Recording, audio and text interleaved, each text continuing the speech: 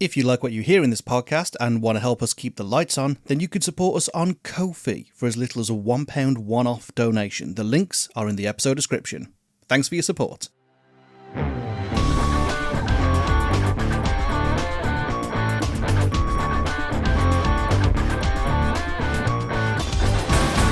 This is Skip, the podcast where we tell you, in our opinion, which albums are truly unskippable and which ones belong in the skip. I'm Mike. I'm Rob. And this week we are listening to, by popular demand, Nirvana's Nevermind, the, I want to say, 1991 seminal album. It's their second one and also, like, their most approachable music. We have had a lot of people recommend this. The first person to do so was my wife, so it's her name on our sheet. But I think this is the one we've had the most requests for, probably alongside the Black Parade, possibly even exceeding the Black Parade. Oh, wow. I didn't realise it was so in demand. I haven't been writing them down because it got asked for once. But I talk about the, you know, I'm a basic bitch boy. I like talking about my podcast. And everyone goes, you should do Nirvana. Like, this above, like, a lot of things. This above, like, anything by the Beatles, the Black Parade, fucking insert your favourite album here that you think we should have covered that we haven't. Nirvana's been requested more than that. Cracking. I didn't realise. So it's a wonderful final episode before... Not final episode. Wait, what? Final episode before we go to our year... our end of year one activities. It's not our year-end activity. That'll be December. You get what I'm saying. This has been asked for a lot. We're finally doing it. This is a treat before we do something special next week. So, Nirvana. I gotta say, I think I've... listen to this album. It's one of the ones where I've heard it a lot before coming to the show. So I didn't really need to go back over it with a fine-tooth comb. It was stuff I was already pretty, like, versed with. But what's your relationship with Nirvana growing up? I did not like Nirvana growing up. I can see how this is going to go. Very good and cool. No, it's one of those where, like, it was as we were being born, really. Yeah, so this album is older than us. Yeah, not by much. Not by much, no. I only got a few months. Yeah. But this is an album where I think that because it was popular with our, like, sort of cohort of friends, I kind of skipped it because it wasn't what I enjoyed.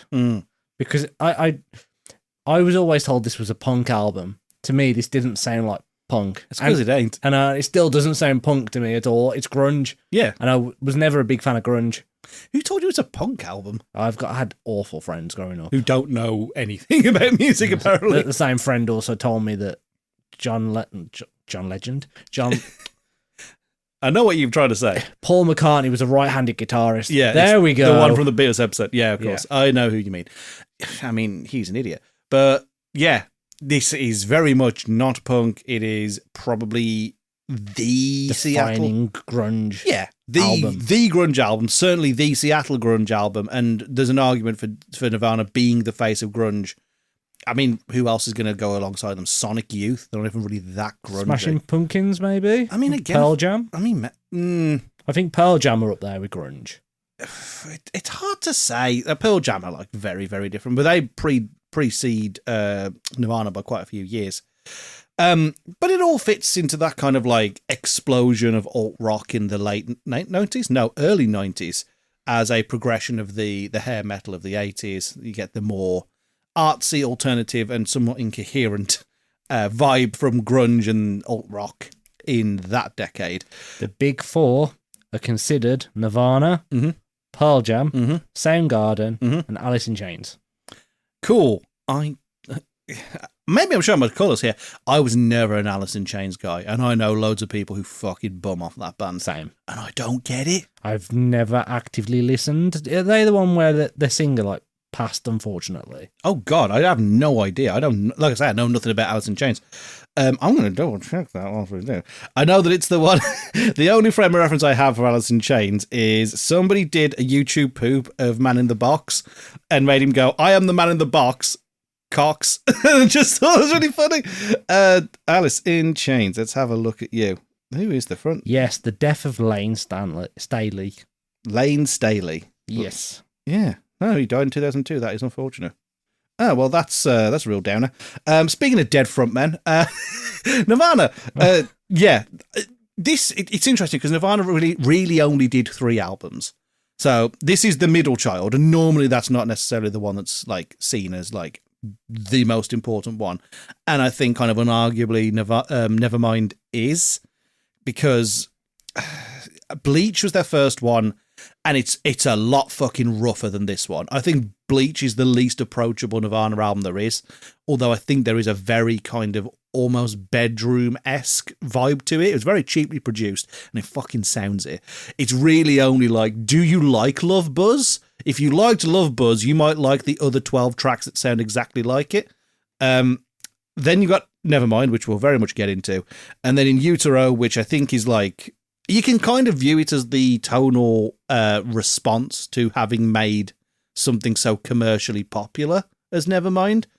Hopefully we get to cover the other two albums another date, because I think they're equally interesting, but I think in terms of approachability, in terms of re-listenability, I think Nevermind is the one that kind of like people would think of first when they think of Nirvana. It's the seminal grunge album, and it is very much the subject of today's episode. Shall we have some facts and or figures to see if there's anything I didn't cover in my fucking 7-minute preamble? Let's go for it.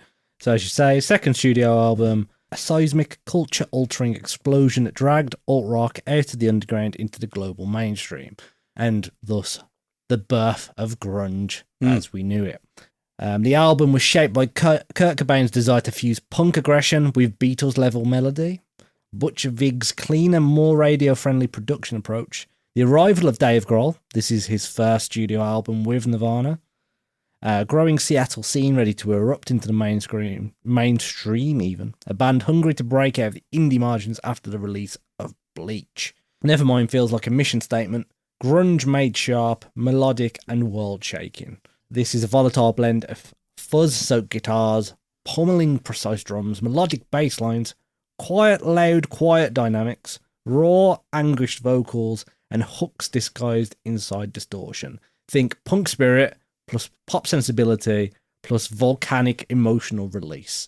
And then you get the album with the babby on the front. Yeah, the way you can see is Winky. Yes, who then sued and lost. Yeah, it was a weird story, that one. Yeah, that was a relatively recent story. That is very recent as well. I think that's why, certainly on Spotify, which is where we're listening, the video art that plays is just some fucking guy.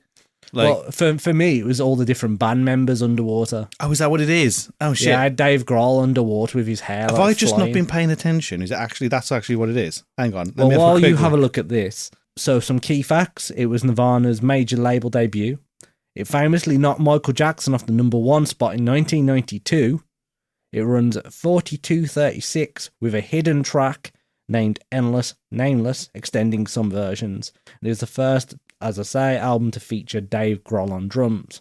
However, they've annoyed me instantly because there's 4 fucking singles. Boo! Boo! Sellouts! Boo! We care more about this than anything. And yes, it is the band members on the videos. Yes, sorry. Kurt Cobain looks a bit weird with a water effect over him. I didn't recognise him, but yes, it is. It is the 3 of them. Anyway, carry on. Sorry, the singles. So, can you guess what they are? Smells Like Teen Spirit. Yep. In Bloom. Yep. Drain You. No. Okay, that's my one whammy. Fucking what's a good? Fuck, it's not Lithium, is it? Yep. Oh, okay, it's Lithium. And number 4.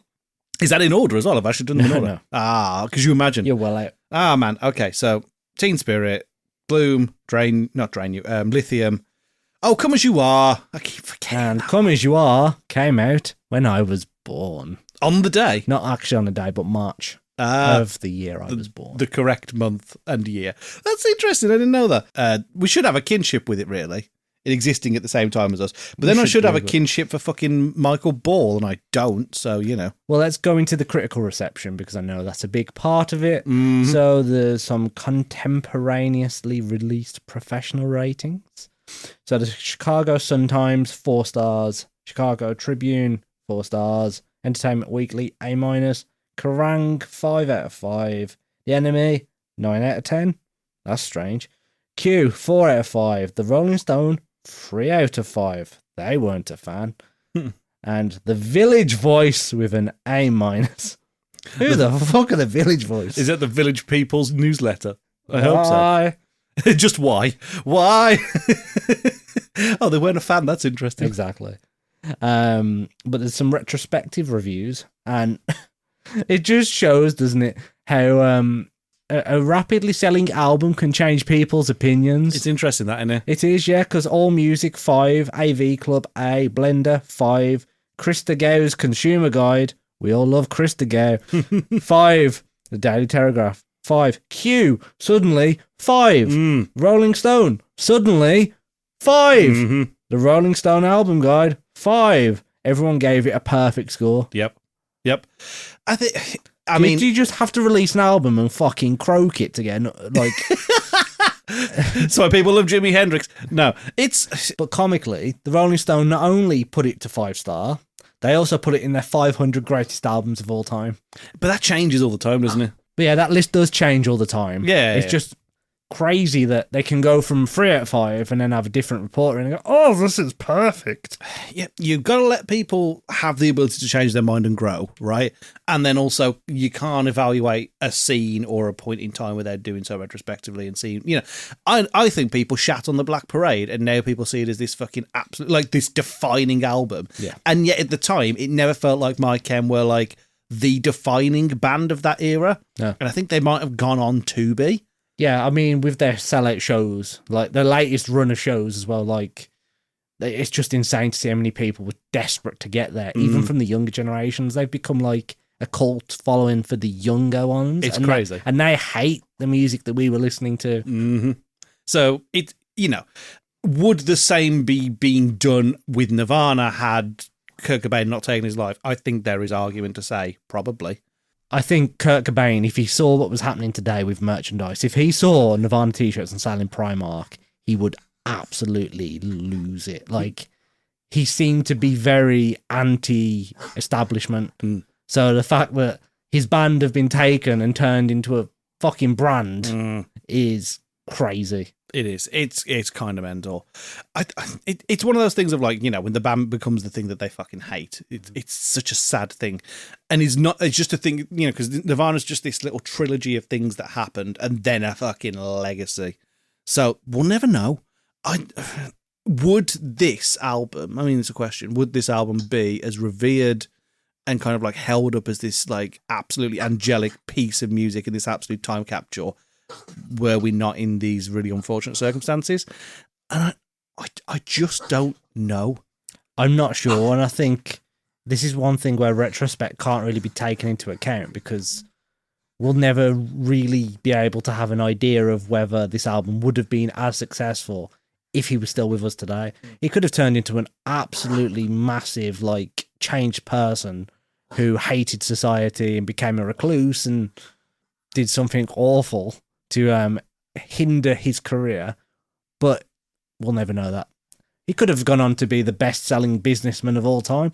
Who knows? With his range of lean, mean, fat-reducing grilling machines. Yes, exactly. If he just went hard into capitalism, that would have been a fucking turn-up for the boys. I've made my own drinking chocolate. Drinking chocolate. Get some Cobain's chocolate. He just turned into Mr. Beast. Yeah, despite the fact he's from Seattle. He's just going to turn into Mr. Beast. I'm Kurt Cobain, and welcome to my game show. I'm trying to think of a stupid fucking gag. Just like, I got all of this teen spirit here, and I'm going to drain all of you for YouTube views. Oh, God, I can't even get my fucking words out because I'm laughing at the idea of, like, the Mr. Beast. Smells like teen spirit in here. Like Mr. Beast pulls that fucking face in. It's the... like that smiling, but also kind of looked like you've just dropped a fucking tab of acid. The one that's ruined YouTube's algorithm. That's the one. I can see Cobain doing it because he pulled a lot of weird fucking faces. He did. He's quite. Oh, the one he pulls after he finishes "Come as You Are" on the MTV Unplugged thingy. He's like. He's like got like the Joker smile and then goes like that with his tongue. He was on a lot of hard drugs. Oh boy, like you wouldn't fucking believe. Do you think any of that played part in the material that we had to listen to? I would expect so. However, I'm just going to take a second to say one of the songs has got one of the best writers' names I've ever seen in music. Go on. Chet Powers. Chet Powers. Doesn't that sound like a secret agent? I'm Chet Powers. No, that sounds like a Mr. Beast collaborator. Oh, yeah. I'm here today to sell you ShamWow. Oh my god, now I'm imagining a Billy Mays version of Nevermind. Oh, fucking hell. Okay. Right. Okay. Shall we talk about the bits that we liked, or have you got any more facts and or figures? I haven't got any more facts and or figures.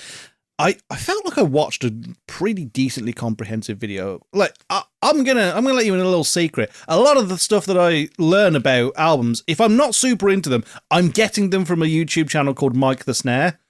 He does some. Like, his series is The Deep Discog Dive or something like that. His videos are fucking phenomenal. That's a recommendation from this channel.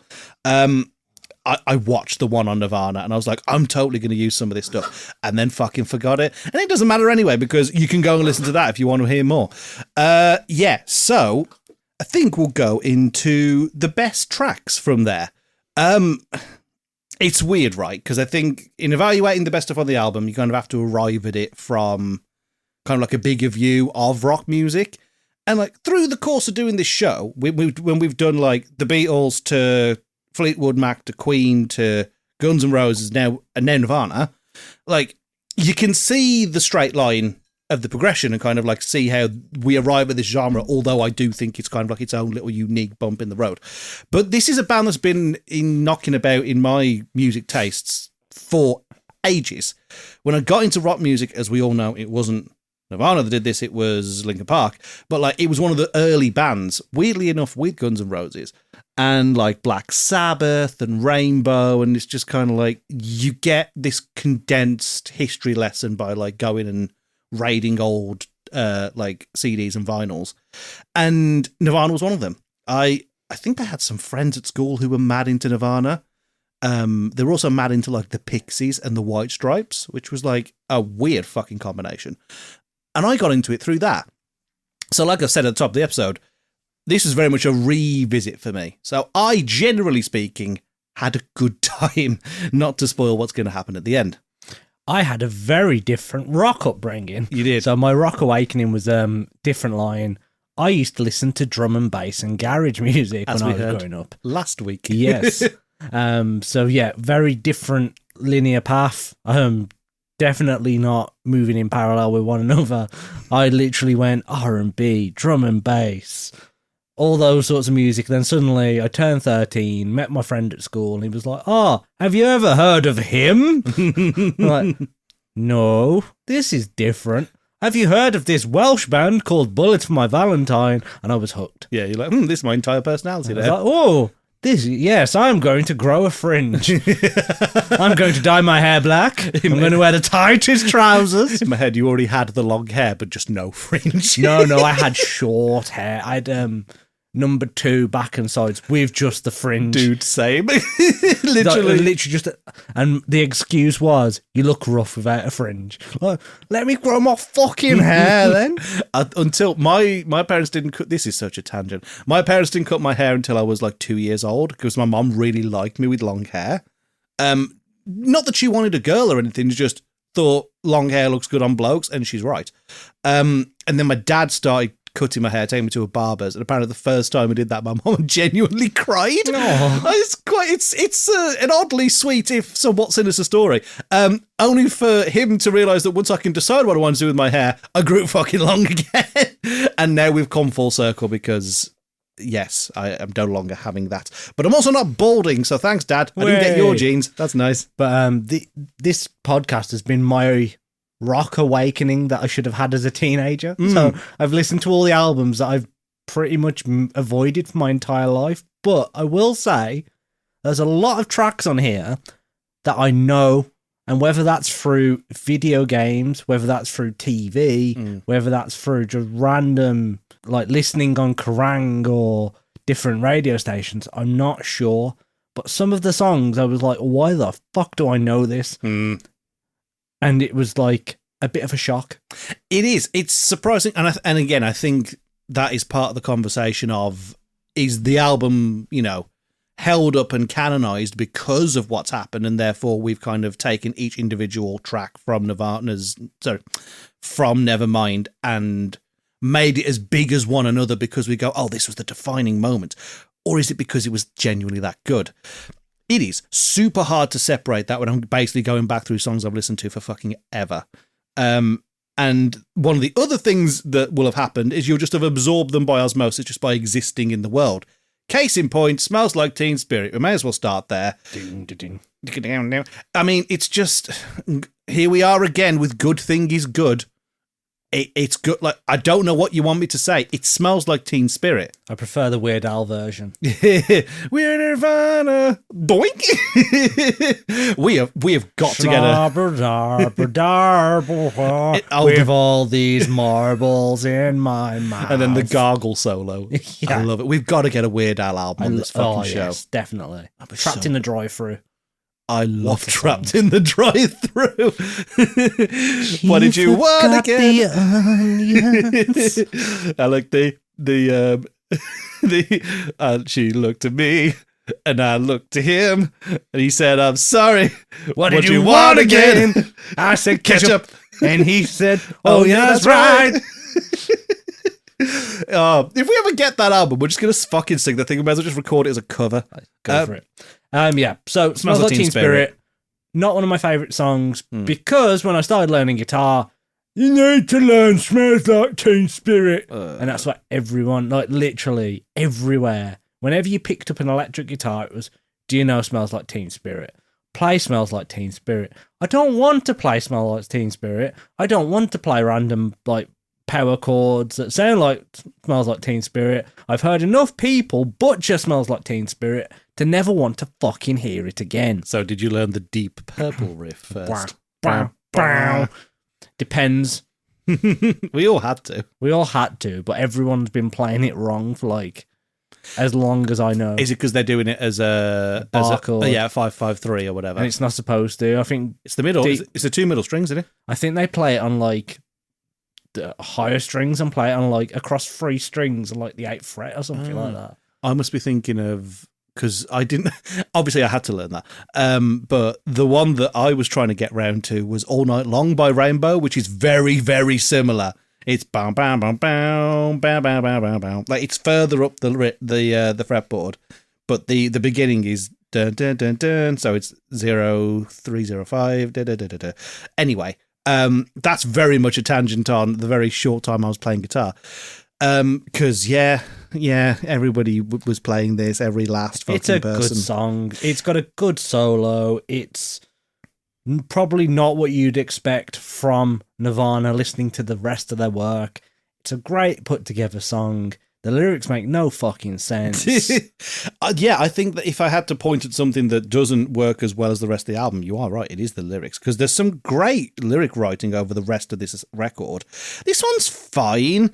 I guess it's a bit of that kind of like, I mean, this is going to make me sound very uncultured, but that kind of pre-Columbine American idiot, if you know what I mean. Because it's very... everybody is stupid, but everybody loves guns, and we're all facing terrible, horrible apathy. And like prior to famous school shootings, and then you'd have American Idiot afterwards by Green Day, which was very like politically charged, which obviously I think it all stems from this kind of almost sheer normalization of violence in America and from Americans. So I think there's a straight line there, and I think that's maybe where some of your friends went, oh, Nirvana's punk. Kind of. Yeah. Like, it isn't. But like, I'm sorry, that there's no explanation for a mulatto, an albino, a mosquito, my libido. And I don't get that bit. But the rest of it is kind of like an anthem for apathy. It smells like Teen Spirit. I could sit here and overanalyze it, or I could just say, you fucking know what it is, and it's good. Shall we move on? Because we might as well do the rest of the singles if you want. Although, what was your favourite song on the record? Do you have a favourite? It's the one I didn't know I knew. And it is Territorial Pissings. Interesting. Okay. Gotta find a better way.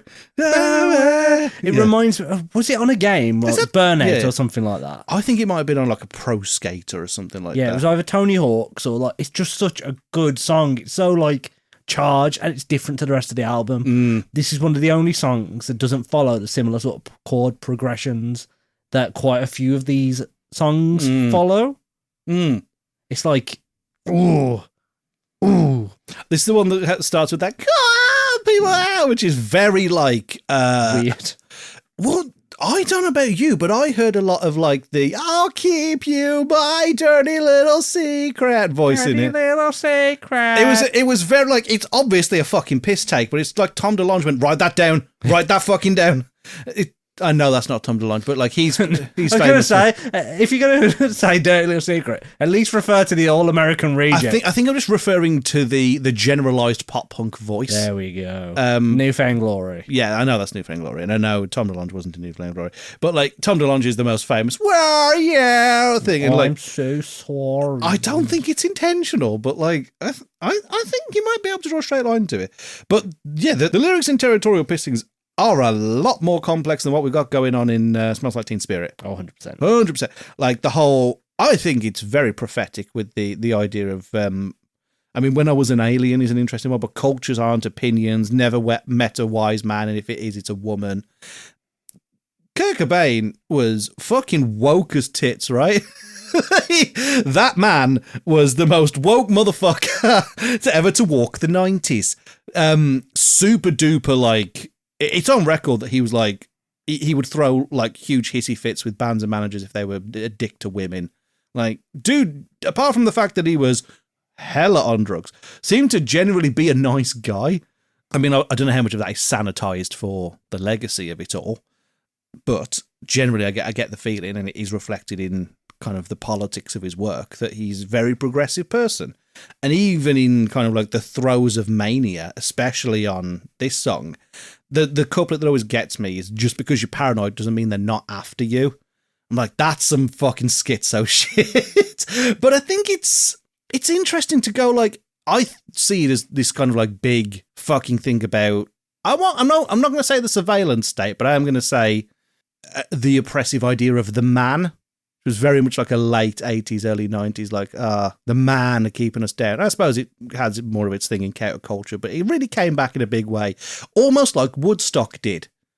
Only the 90s Woodstock is shit. Go watch a documentary. I'm not going to cover it here. Already watched it. Yeah, did you? It's the bit where they like break the shit and start surfing on it. I think they've got those big fucking fences. I'm like, oh, this went tribal real fucking quick. That is a fucking shit show. Yeah, I think Territorial Pistons is very good.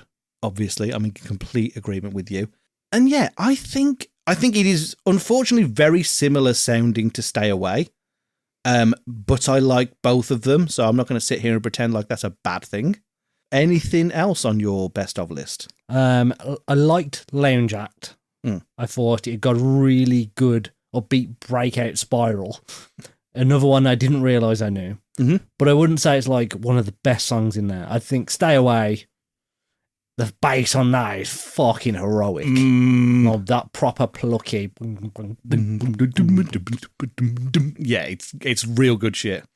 But I think I like this one so much because it reminds me of Ruben. Oh my god, it does remind me of Ruben. Oh, it's got that proper flamethrower sound to it. Like, yeah. And then when it starts with the vocals, it's spoken vocals.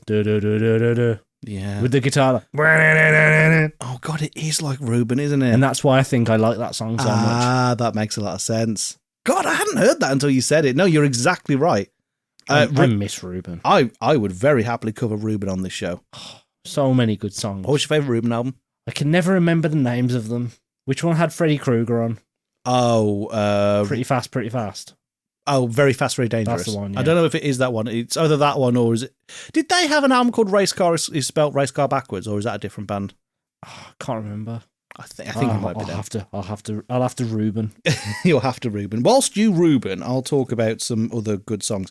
It won't shock you to hear that I quite like the singles, but out of all of them, and I put this at absolutely top of the pedestal, is Lithium. I think it's a fucking stonking song. And maybe I'm saying that because it's a very complex kind of degradation and kind of reevaluation of faith. And you know me, I hate me some religion. So I found the lyrics in Lithium to be quite like quietly powerful and kind of like getting in somebody's head who are trying to kid themselves that they are happy inside of this organized religion. I mean, I'm reading into this, obviously, as I always do. But, you know, like the whole, my friends are in my head, that's a popular, you know, rundown of somebody believing in God. I'm ugly, but so are you. You know, we all sin. It's that kind of stuff. Sunday mornings is every day for all I care. Someone who's perpetually stuck at, you know, doing sermons. There's lines about candles, which obviously appear lots in places of worship. Maybe I'm to blame for all I've hurt. Again, it's the kind of the self-flagellation. It's very Catholic, actually. And the repression of like your urges. I'm so horny, but that's okay. My will is good. I just think it's so, and then I like it, I'm not gonna crack. The bridge is so fucking good because it's somebody trying to repress everything they are because they feel like they have to keep this sense of togetherness. And whilst I think it is squarely aimed at religion, it could be a thing about what then would have been called modern life, and certainly is a lot simpler than modern life is nowadays. But this bubbling tension of just, there's a sheet of paper between me and a mass murder. I just think that is so fucking interesting. And for those reasons, I think is probably Cobain's finest work. Even though I don't think it's particularly complexly written, I think within its simplicity, it's managed to find something that speaks to all these different things. And I'm probably reading all the faith aspects into it. I don't think that's genuinely what the song is about, but I've read all of that into it. If it is, I want you to know I'm very fucking smart. But if it isn't, I think it's expertly written to be able to have all of those parallels about kind of like indoctrination and self-composure. I think it's a really wonderful song. Well, I've had to go to my phone for my notes because my computer just died. Oh, shit. So that's great. Lithium, another song that I'd completely forgotten existed. So I came into this and I was like, actually, yeah. It's like a breakdown as a pop hook. It's crazy. It's like, I can see why they released it, but it works so well. Like, of course, I didn't look into the faith aspects as much as you did. But yeah, great song, and it caught me off guard. I do think it's probably one of the better songs on the album. However, it follows a song that I'm not a big fan of. Let me just double check so I can't It's remember. followed by, a song that I'm not a big fan of. Are we into the bad? Unless you've got any more, like... Should I just reel off the ones I like? Yeah, go for it. In Bloom's great. Come As You Are is great. Breed is great. Territorial Pistons is great. Drain You's fun. Lounge Act's fun. Stay Away is great. On a Plane is okay. Something in the Way is wonderful. And I basically just reeled off the album there. You'll notice the one's missing. Do you want to talk about the one that you want to talk about? I'm not a big fan of In Bloom. Oh, that is not where I thought you were fucking going. I thought you were talking about Polly. Okay. In Bloom. Why not? Out of interest. I don't know. I just don't vibe with the song. You know, when you sit and listen to something, you're just trying to get into it, and you just sit there and you're like, I don't know. It's just something about it I just don't enjoy. Yeah, I don't vibe with it. I kind of thought about it. And I think I just generally like the kind of the meat that's going on, the doom, ba doom, ba doom, doom, doom, doom. I mean, it's a very satisfying drum fill there. I think what I liked about it is that it's quite kind of like, it's depressingly upbeat. Spring has come again. It's so dour. And then when it finally like bursts into life into the chorus, he's talking about like, oh, we all get along. It's happy clappy. Let's go and shoot guns. Oh, it's an anti-gun song. Okay, cool. I tend to like anti-gun songs. And I think given, you know, when you know who Cobain is, I mean, maybe not strictly entirely guns, but he was somewhat anti-violence, maybe not anti-gun. That is a dark joke. Wow.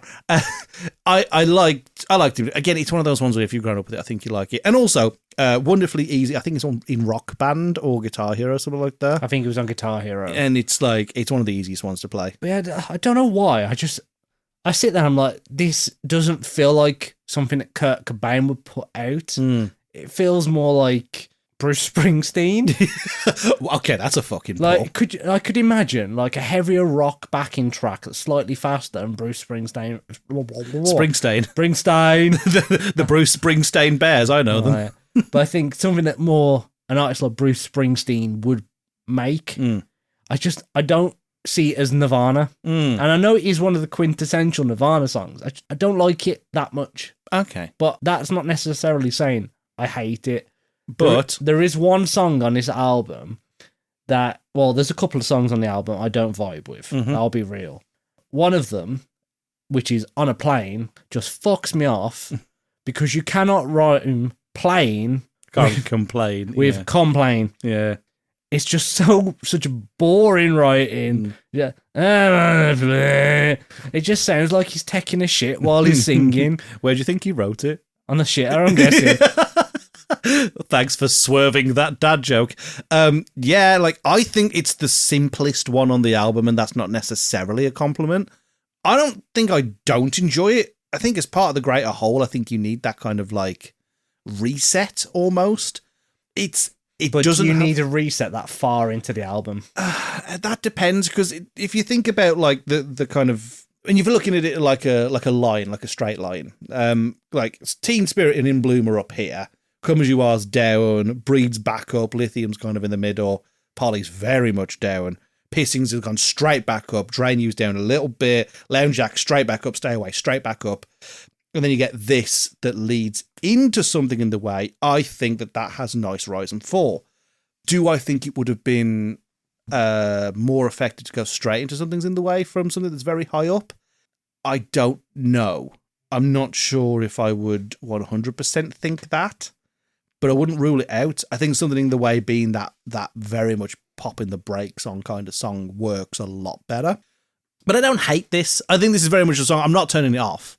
Like, I'm not going to go, fuck this and turn it off. It's a lesser part of a greater whole, if you will.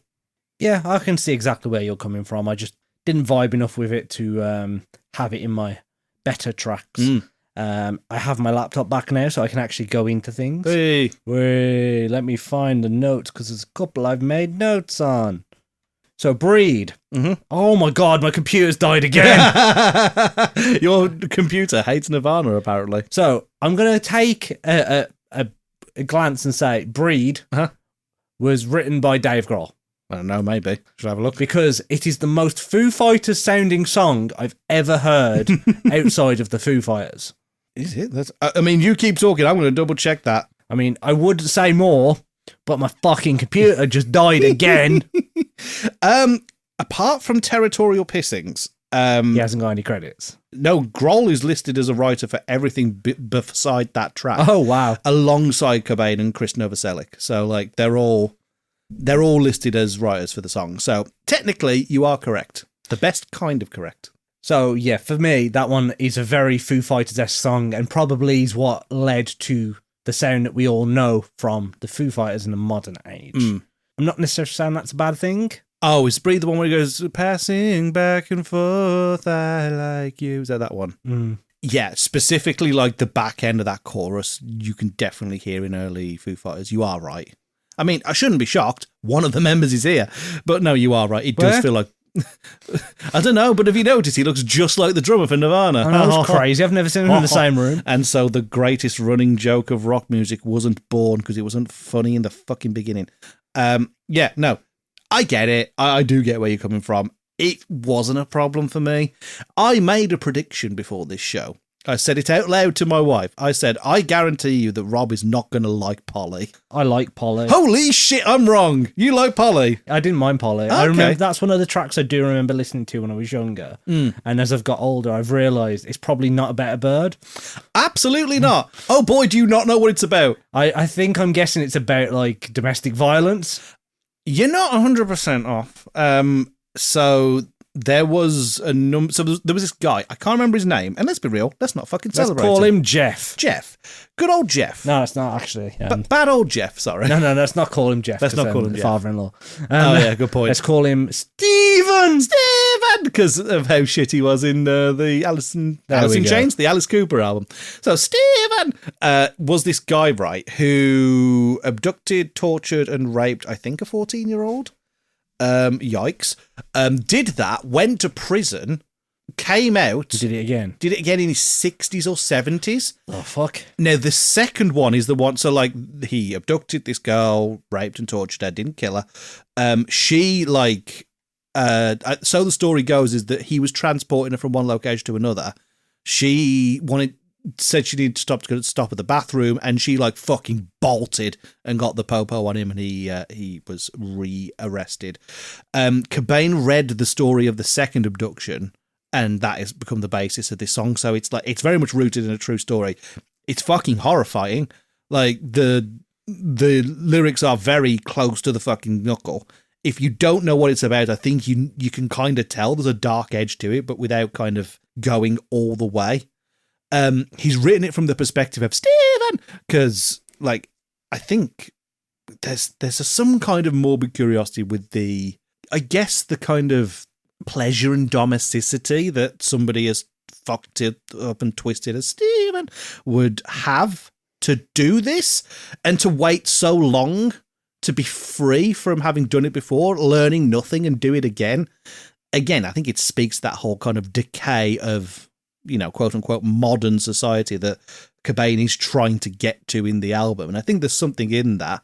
Again, I'm going to draw my own conclusions. Nevermind as like as the title, which we don't often talk about the titles of albums, kind of just feels like a tacit admission that we've fucked it. Nevermind, it's just society collapsing.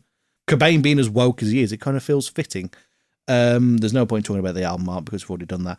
But yeah, like I really did think you weren't going to like Polly, because I didn't know whether it would have the Kim effect of it being so cripplingly dark and such a horrid reflection of humanity, that it would just not appeal. But I think it doesn't, whilst it is like pretty explicit, it's not like it's dragging the subject matter in front of you and forcing you to confront it.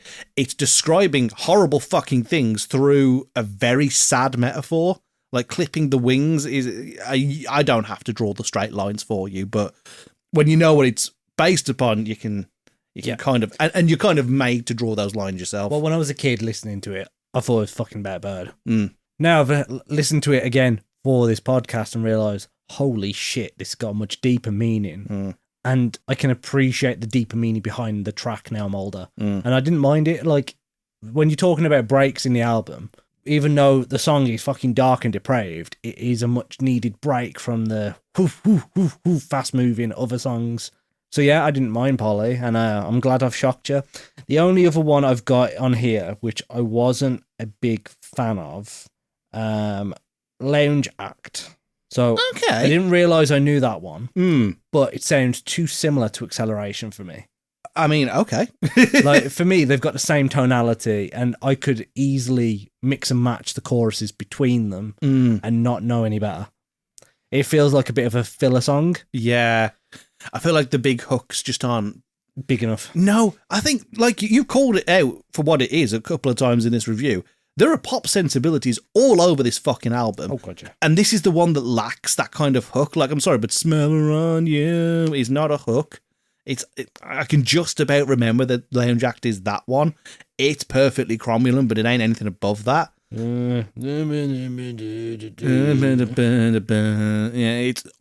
it starts low and only descends. It doesn't have to, because even Stay Away's got like that kind of but then you've got like the three stages in Stay Away, because you've got Monkey See, Monkey Do, and I remember Stay Away. Like, you've got real elevation in that song. Like, you can, if this was a sonograph, you could fucking see it going like that. Anyway, are we counting? I was about to ask, are we counting the hidden track? It's now a history lesson, if you will. It wasn't on the original pressing. It wasn't on the original pressing. Or any cassette that was ever released. Yes. Cobain kicked all the way fucking off. He said, no, it's incomplete without that. So they added it back in as the hidden track. It's only now, I think there might have been some re-releases kind of like 2000s, but certainly on streaming, what the fuck's it called? You don't have to have the 20 minutes of Come As You Are. to Sorry, get something in the way. Yeah. To get through to this track. to Endless Nameless, which is confidently the longest track on the fucking album and mostly noise. And I get what he was trying to do. I really do. This is an album that is very much talking about decay and breakdown and the worst of humanity. So I get that the end of it feels like a fucking panic attack. I understand what he's trying to do.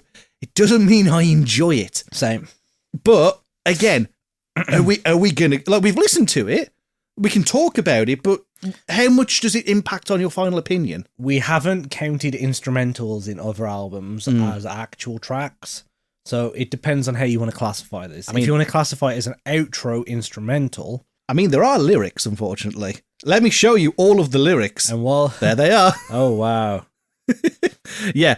Good luck trying to find out where any of those fucking words come in, because this is the slurriest of slurry songs. Yeah. Apparently he says stuff like, here I am, I have died, no mass, excitement, right here, go to hell.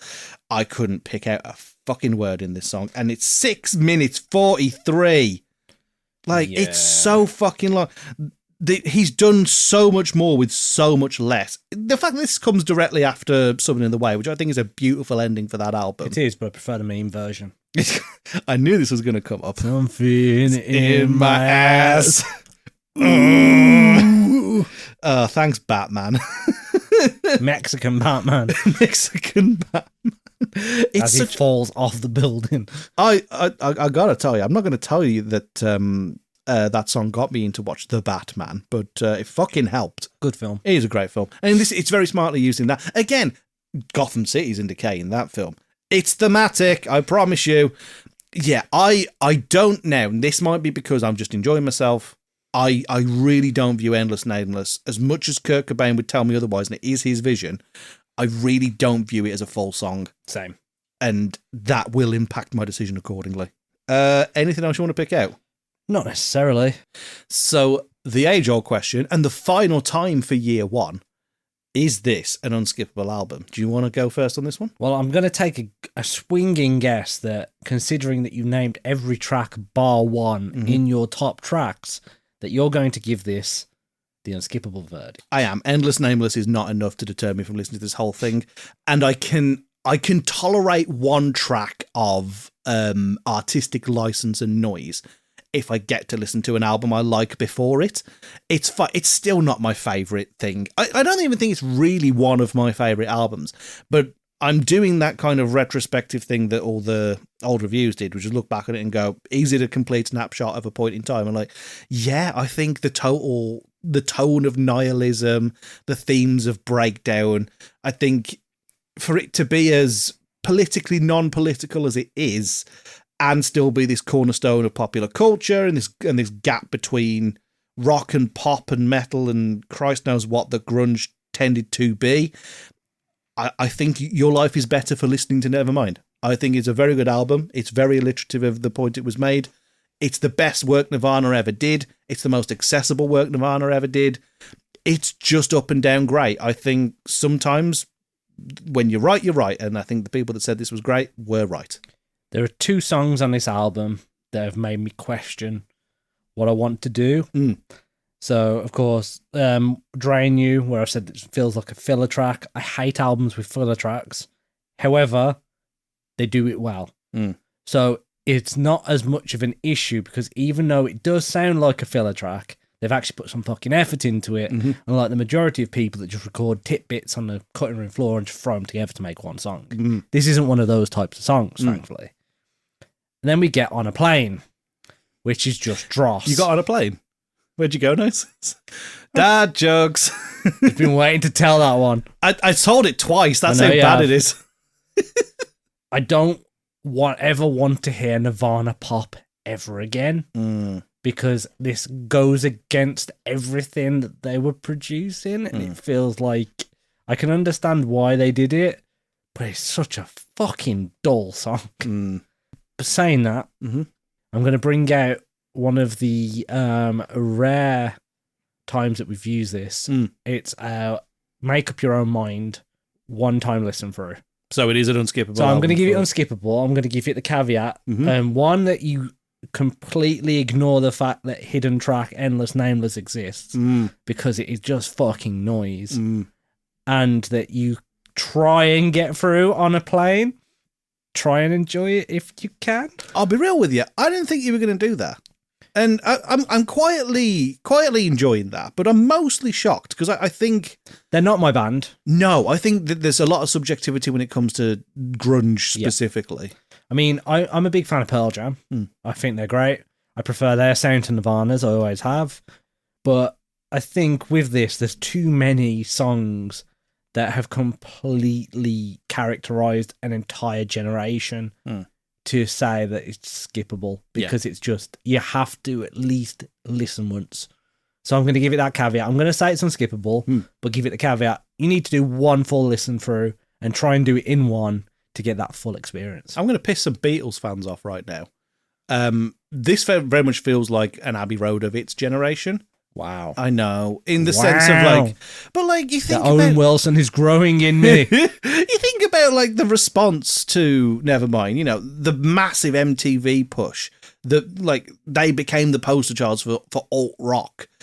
In much a kind of, well, in a very 90s vein, I suppose. It's very similar to the further around the Beatles.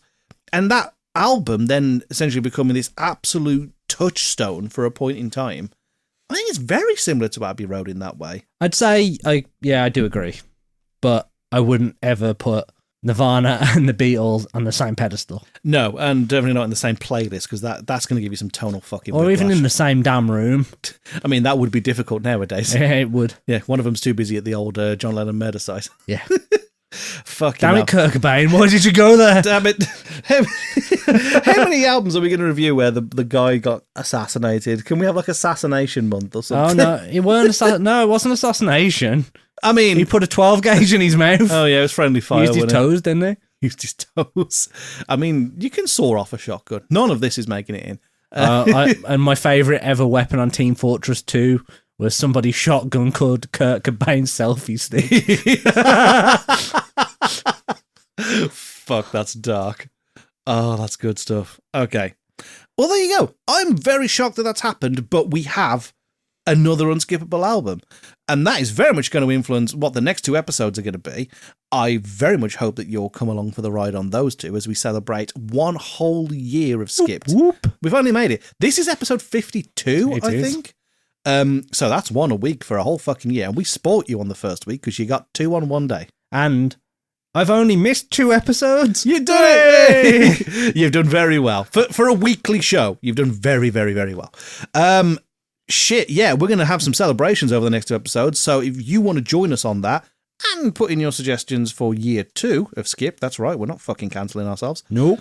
You can go ahead and send those suggestions to us on the link tree, which is linktr.ee/skiptpod. That's SKIPDPOD. And it's skiptpod, SKIPDPOD. On your socials, on Instagram, whatever, you can go and send us a message on there. Send us an email, skiptpod@gmail.com. That's SKIPDPOD@gmail.com. And we will see you next time for a little bit of fun. For 2 weeks, we're going to have a little bit of fun to celebrate turning the big one. Way. And we'll see you then. Bye, everybody. Bye.